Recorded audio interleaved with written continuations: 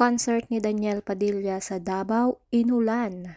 May nambato ng bote. Disclaimer, ang mga larawan o video na mapapanood nyo ay hindi pag-aari ng uploader.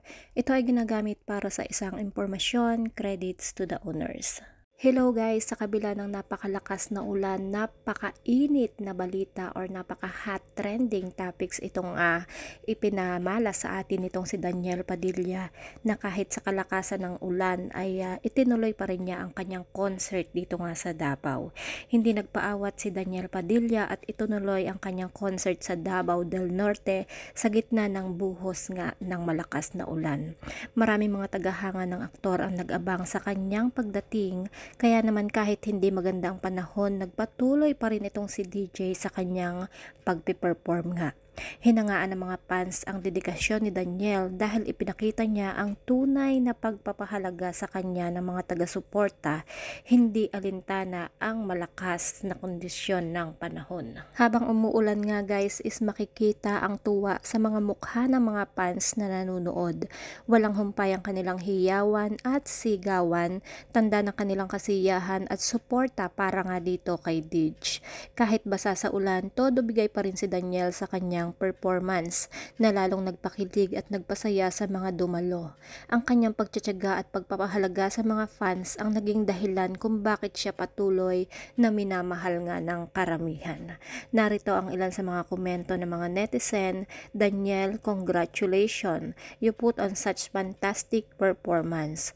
I wish you luck in finding a woman who genuinely loves you and starting a family. You can locate one later on. I'm sure people adore you because they stayed to watch you even after it poured heavily. We cherish you. Congratulations. Ang mga mensaheng ito ay nagpapakita ng labis na pagmamahal at paghanga ng mga tao kay Daniel, lalo na sa kanyang pagiging committed sa kanyang mga taga-suporta kahit ano pa man ang hamon ng panahon. At sa isang bahagi ng Facebook Live ng Bagong Pilipinas Serbisyo Fair, matutunghayang nagbigay muna ng pananalita si Daniel bago niya kantahin ang Yakap sa Dilim ng Orange and Lemon. At ang sabi nga niya dito, sinong may kasamang nobya ngayong gabi? Ang tanong nga ni Daniel.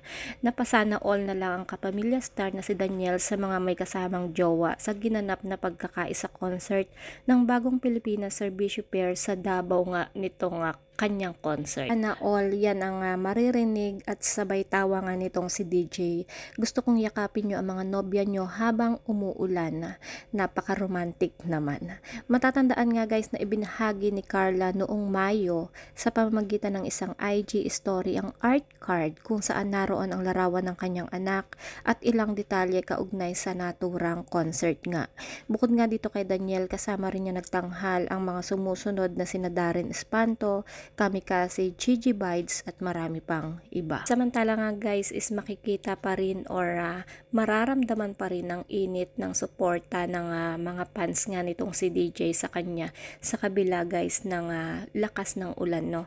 At hindi pa rin matatago na sobrang init ng paghanga sa kanya or pagmamahal ng kanya mga taga-suporta. Dahil nga dito guys is hindi nga maitatanggi na siya ang pinakapaborito at pinakasikat sa kanyang henerasyon.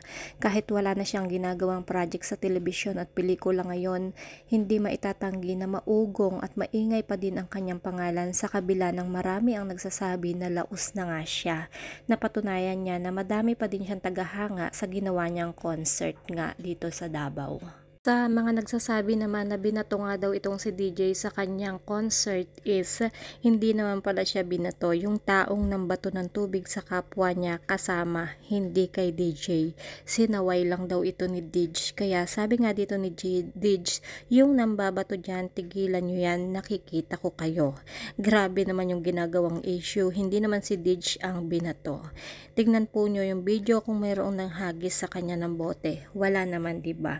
Yan po guys, no, clear naman siguro na sa susunod na na magsabi na binato siya ng bote is wag naman ganun para lang mapag-usapan siya. Ala tayong ambag sa kanya sa hirap na ginagawa ni DJ, kaya manahimik na lang po tayo. Anyway guys, sa mga nagsasabi na malalaos na itong si Daniel Padilla is para sa akin hindi malalaos ang katulad niya.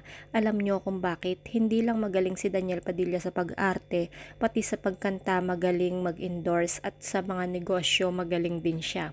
Kaya alam niya ang ginagawa niya at hindi siya masyadong nag-ingay sa kanilang hiwalayan nga nitong si Catherine Bernardo kasi alam ni DJ na magkaiba ang kanilang talento ni Alden Richards. It is my own opinion lang guys, no? Kayo guys, ano ang inyong mga opinion na ito na sa bidyong kumakalat na ito or sa trending na ito na kahit na hindi natin nakikita or walang movie itong si Daniel Padilla is nung nag-concert siya guys is dinagsa nga siya sa kabila ng ulan dito sa Davao. Ano ang inyong mga masasabi? Laos na nga ba siya or hindi siya malalaos? Just comment down below guys, at kung hindi pa kayo nakasubscribe sa aking YouTube channel, kindly hit the notification bell, like and share. Maraming salamat sa walang sawang suporta. Ingat po ang lahat and God bless.